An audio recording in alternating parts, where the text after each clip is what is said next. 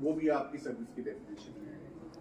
इस तरह आपने कोई इलेक्ट्रॉनिक गैजेट्स खरीदे हैं आपने, इसके अलावा आप क्या क्या खरीद सकते हैं, बहुत सब चीजें। घर खरीदा है आपने, किसी से एक एग्रीमेंट इज नॉट सर्विस। कुछ साल पहले तो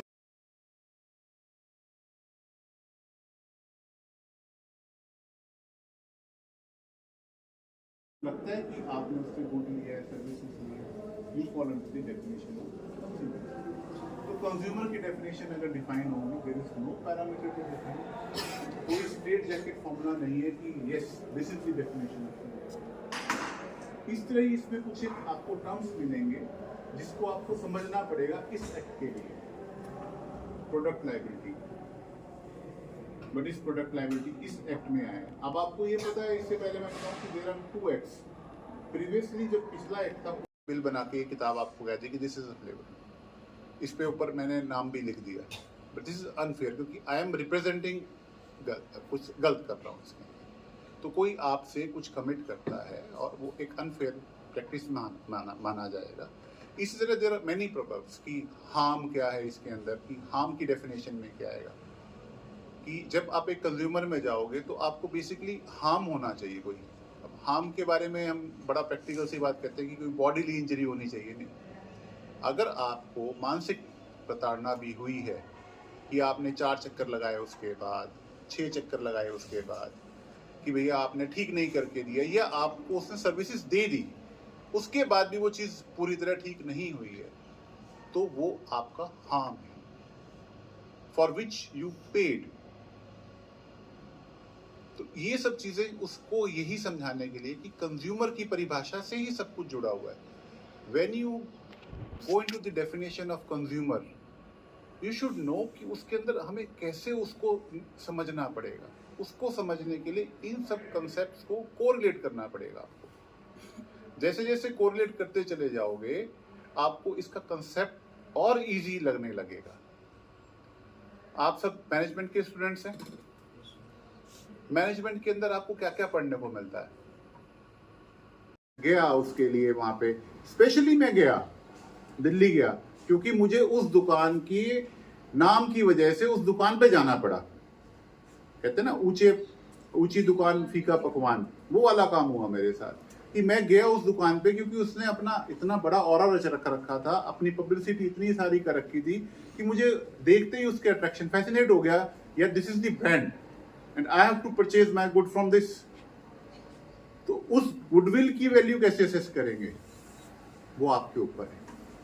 एक ब्रांड वैल्यू है, गुची है, ठीक है, और सारे कितने सारे ब्रांड्स हैं। एक कपड़े का ब्रांड है, चाहे एक आपका मर्सिडीज का, एक गाड़ी का ब्रांड है। आपने उतनी बड़ी सर्विसेज ली है तो उनके लिए 20,000 रुपए तो कोई वैल्यू नहीं है कंपनसेशन की, तो आप उनके हिसाब से भी तो डैमेज असेस करेंगे।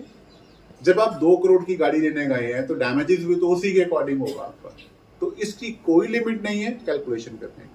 तो फॉर एग्जाम्पल मैंने उस डिजाइनर वेयर सूट के लिए जो 50,000 रुपए दिए, आई फाइल कंपनसेशन फॉर 55 lakhs। तो अब क्वेश्चन ही आता है कि वेदर प्रपोजिशन पे है, क्योंकि एकेडमी की तो आपको ये देखना है कि प्रपोजिशन क्या बनती है, not the it's not material कि आप विनिंग कितना करते हो। मटेरियल ये बनता है कि प्रपोजिशन क्या बनती है। एक इंडस्ट्रियल है हिसार का, उसने 40 लाख रुपए की गाड़ी ली, कंपनी है ABCD, कंपनी के नाम से बकायदा गाड़ी ली। 40 लाख की गाड़ी, क्योंकि बेसिकली डायरेक्टर्स होते हैं प्राइवेट कंपनी के अंदर। उसने गाड़ी लेके खुद चलानी शुरू कर दी। अब उसकी गाड़ी में मेजर डिफेक्ट आ गया, जो प्रोडक्ट लायबिलिटी की मैंने आपसे बात की थी। अनफेयर ट्रेड प्रैक्टिस के अंदर कवर नहीं होता वो, क्योंकि बाकी सब चीजें बिल्कुल ओके थी। He was not satisfied with the manufacturing. उसको लगा कि मैन्युफैक्चरिंग में डिफेक्ट था। I filed the case before consumer. A question has been asked by the learned presiding officer कि आप ये बताएं कि ये केस मेरे पास मेंटेनेबल कैसे है, क्योंकि बेसिकली एक प्राइवेट कंपनी ने एक गाड़ी खरीदी है, प्राइवेट कंपनी है, और ये बाइंग, ठीक है, इट्स नॉट फॉर बाइंग और सेलिंग, बट एक बिजनेस कंसर्न बायड द प्रोडक्ट और ही वाज यूजिंग, तो कमर्शियल में आना चाहिए ये। तो अब आप सजेस्ट करो मेरे को कि क्या होना चाहिए। हाँ प्लीज शीतल जी। एक जब कंपनी होती है वो एक सेपरेट लीगल एंटिटी होती है, नो डाउट हो जाती है, तो इसका भी केस था, केस दिया ना आपको, आपने पढ़ा होगा एजुकेशन में, कौन सा केस आया था इसका? सेपरेट लीगल एंटिटी का ऐसा हाँ, जिसमें कि बहुत सेलिब्रेटेड केस है वो, इंग्लिश केस था, बहुत पुराना case study. I am referring, बहुत इंपॉर्टेंट केस था जो कंपनी एक्ट के अंदर हमको सबसे पहला पढ़ाया गया था, जिसके बाद प्रिंसिपल आया था उसका लिफ्टिंग ऑफ कॉर्पोरेट व्हील। पर इस केस के अंदर एक बड़ा अच्छा इंटरेस्टिंग केस था, सोलोमन वर्सेस सोलोमन। यस ये काफी फेमस है, फेमस केस है, बिल्कुल बिल्कुल। हमारा इंडिया का केस नहीं था बाहर का, इट्स वेरी बिग केस, उसके अंदर ये कंसेप्ट आया था आपका। हाँ प्लीज आप कैरी करें। सर, उसमें कंपनी के नाम से जो चीज ली गई है वो कमर्शियल भी ठीक है, ये देखो मैं सॉरी आपको इंटरप्ट, मैं इसकी बात को पूरा करना चाहूंगा कि मेरी स्टूडेंट, मैं समझता हूँ ये क्या कहना चाह रही है। ये कहना चाह रही है कि सर जब कंपनी प्रॉफिट मेकिंग यूनिट है और कमर्शियल पॉइंट ऑफ व्यू से बनी, उसका ऑब्जेक्टिव वही है, तो अगर उसका कोई रिसोर्स है तो उसको हम कमर्शियल ही कंसिडर करेंगे बिफोर द लॉ। अब मैं इसको होल्ड पे रखता हूँ। देयर इज सेकंड प्रोपोजल, शीतल जी बैठ जाइए। मैंने एक सेकंड कंप्लेंट डाली है अभी, जिसका मैंने विष्णु जी अभी आपसे डिस्कस किया था जब रूम में बैठे थे। जी जी। मेरी एक फर्म है, क्लाइंट है, उसने कॉटन सीड्स की फैक्ट्री लगा रखी है कि उससे वो तेल बनाता है, या जो आपके गाय को हम देते हैं खल, उससे खल भी बनती है, जी जी, ऑयल भी निकलता है। उसके फैक्ट्री से उसका 2 करोड़ रुपए का सामान चोरी हो गया, 2 crore rupees. I am saying 2 crore rupees. मेरी ये बात गौर करना, इंश्योरेंस कंपनी ने उसका क्लेम रिजेक्ट कर दिया, ठीक है। I again knock the door of consumer form. So there was 2 questions asked by the learned presiding officer. First of all, pecuniary jurisdiction, कि मेरे पास आपकी 50 लाख रुपए तक की केस एंटरटेन कर सकता हूँ, आपने फाइल क्यों किया मेरे पास। सेकंड क्वेश्चन ये है कि वो तो कमर्शियल यूनिट है,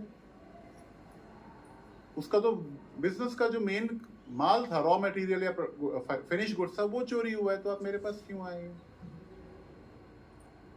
आई आंसर्ड, और दोनों केस मेरे चल रहे हैं आज के दिन। नाउ क्वेश्चन दूसरा भी आता है, अब इसके बारे में मेरे को बताएं आप, then I will give answers.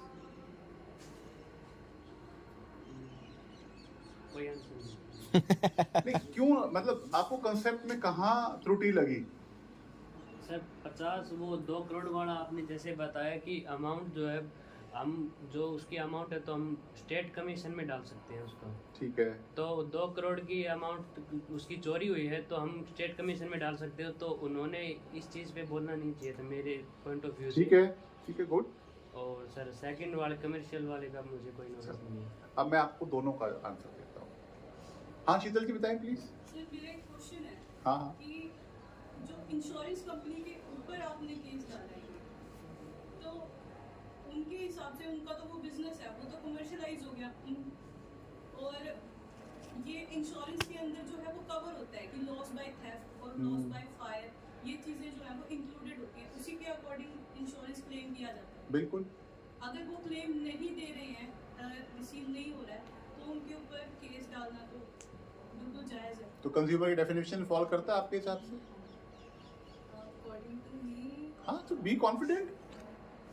Lawyer का सबसे पहला फैक्ट, आपको कुछ आता हो या ना आता हो, आपके पास कुछ होना हो, इवन यू नो कि आपका केस कमजोर है, यू शुड बी कॉन्फिडेंट।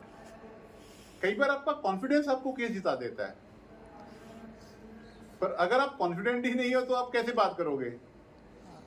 जैसे आप सब बच्चे हैं, आपको नहीं पता कुछ भी, पर एटलीस्ट आप दोनों कोशिश कर रहे हैं। ऐसा नहीं कि ये बाकी आपसे अच्छे नहीं है, ये आपसे अच्छे ही होंगे, ये आपके साथ के होंगे, बट दे हैवंट आइडिया कि इसको हमें रिस्पॉन्स कैसे करना है। But at least when you are responding तो बी कॉन्फिडेंट. गलत होगा तो क्या है, मैं कौन सा सारी टाइम सही होता हूँ. इट्स वेरी ऑब्वियस कि मैं भी वही काम करता हूँ जो मुझे समझ आती है. तो प्रेजेंटेशन मैटर करती है, ना कि ये मैटर करता है गलत सही क्या है. आप में से कुछ एक लॉयर्स भी निकल के आएंगे और मे बी आप जज भी बने या और किसी भी प्रोफेशनल फील्ड में जाएंगे. फर्स्ट ऑफ ऑल आपको ये चीज समझनी चाहिए कि आपका कॉन्फिडेंस आपको जिताएगा. कई बार हमारे पास भी कोर्ट्स में क्वेश्चंस आते हैं, बैठ जाइए शीतल जी. कई बार कोर्ट्स में जजेस पूछते हैं हमसे, हमें आइडिया नहीं होता. तो ये थोड़ा कि मैं मुंह झुकाऊंगा और आ जाऊँ. सर मैं सिंपल से कहता हूँ, सर मैं नहीं पढ़ा इसको मैंने अभी तक, या आपकी जो क्यूरी है मैं उसके हिसाब से आज तक इसको तैयार नहीं कर पाया, तो आई नीड सम टाइम. और अगर मुझे पता होता है तो मैं सिंपली रिप्लाई कर देता हूँ कॉन्फिडेंटली. और अगर मुझे मेरे केस में उसने कुछ पूछा है और मुझे पता है कि मेरे खिलाफ है, तो नाउ इट्स माई मैनिपुलेशन कि मैं उसको प्रेजेंट कैसे करके आता हूँ. बट आई विल नॉट से रॉन्ग. लॉ पॉइंट पे या किसी फैक्ट पे जो ट्रुथ हो उसको कभी भी झूठा नहीं बोलना. आपको से ट्रुथ. आई विल सिंपली से कि सर अगर आप सीरियसली पूछना चाहते हैं, this is the proposition and this is the fact. Practically, it is not applicable on my case. But I am here to present my client's case, so I have to place everything before you. शायद article 44 deals with uniform civil code. Uniform civil code का principle इसलिए आया था ताकि पूरे भारत में समान रूप से कानून लग सके. पर कॉन्स्टिट्यूशन के अंदर एक और प्रावधान था. कॉन्करेंट लिस्ट, पीछे 3 लिस्ट लगी हुई है, एक यूनियन टेरिटरी की, एक स्टेट की और एक मिक्स. क्या है, ताकि सेंट्रल गवर्नमेंट लॉ बना सकती है कुछ एक पॉइंट्स पे, कुछ एक पॉइंट्स पे स्टेट गवर्नमेंट बना सकती है और कुछ एक पॉइंट पे दोनों बना सकती है. तो जो यूनियन की लिस्ट है वो एक्सक्लूसिवली यूनियन के पास है, तो जो उन्होंने बना दिया वो इज एप्लीकेबल है. इस तरह स्टेट के पास है, इस तरह वो कॉन्करेंट है. जो कॉन्करेंट लिस्ट है, जो 3rd नंबर लिस्ट है. तो जो यूनियन की लिस्ट, जो यूनियन एक्ट बनाती है, उसके अंदर स्टेट अपनी लोकल अमेंडमेंट्स कर देती है as per the requirement of area. अब जैसे कोई स्टेट है हमारी जो अभी तक डेवलप नहीं हो पाई आज के दिन में, तो उसको बेनिफिट देने के लिए क्या रिफॉर्म्स लाएंगे हम लोग. उस रिफॉर्म्स को लाने के लिए स्टेट गवर्नमेंट्स क्या करती हैं, एग्जम्पशंस देने शुरू कर देती हैं टू इनवाइट. जैसे पहले हिमाचल प्रदेश में आपने कभी सुना नहीं होगा, आज से 10 साल पहले हिमाचल गवर्नमेंट ने एक अमेंडमेंट दी कि बद्दी के अंदर आप इंडस्ट्री लगाओ. बद्दी बहुत बड़ा इंडस्ट्री एरिया लग चुका. हालांकि मेरे क्लाइंट को पैसे देने थे, पर जो दूसरी पार्टी थी उसने अपने अकाउंट्स लगा लिए. एक सिंपल सी प्रपोजिशन देता हूँ, व्हाई अकाउंटिंग इज रिक्वायर्ड. एक कमीशन जज ने केस डाल दिया कि मेरे को दूसरी बंदे से, प्रतिवादी से इतने पैसे लेने और मेरे अकाउंट्स बुक के अंदर उसने साइन कर रखे हैं जर्नल के अंदर. जर्नल आया पहले, फिर आपका लेजर आया, फिर आपका P&L आया, फिर बैलेंस शीट. ठीक है. उसने लेजर के, जर्नल के कुछ एक पेजेस लगा दिए जहां मेरे क्लाइंट की सिग्नेचर. एडमिट हो गया जी, यहाँ तक केस एडमिट हो गया.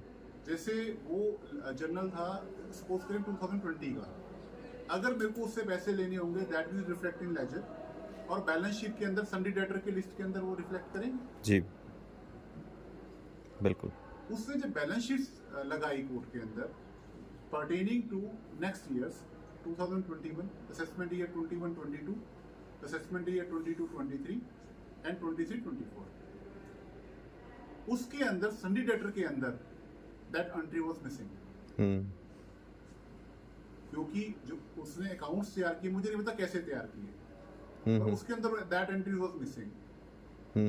अगर मैं अकाउंटिंग का स्टूडेंट नहीं होता तो वो केस में लूज कर चुका होता आज के दिन जी. बिल्कुल. क्योंकि अकाउंट्स की बैलेंस शीट के अंदर सन्डी डेटर की लिस्ट के अंदर उसका नाम नहीं था. क्योंकि मैं अकाउंट्स का था तो मैंने उसकी सन्डी डेटर की लिस्ट चेक की, उसके अंदर नाम नहीं था. ऑल्दो मेरे क्लाइंट को पैसे देने थे फैक्चुअली, बट क्योंकि उस प्लेंटिफ ने जिससे मुकदमा डाला उसने अपनी अकाउंट्स बुक पेश करके अपने पैरों पे कुल्हाड़ी मारी, क्योंकि वो जल्दबाजी में बनाई गई होगी फॉर द सेक, खत्म हो गया केस.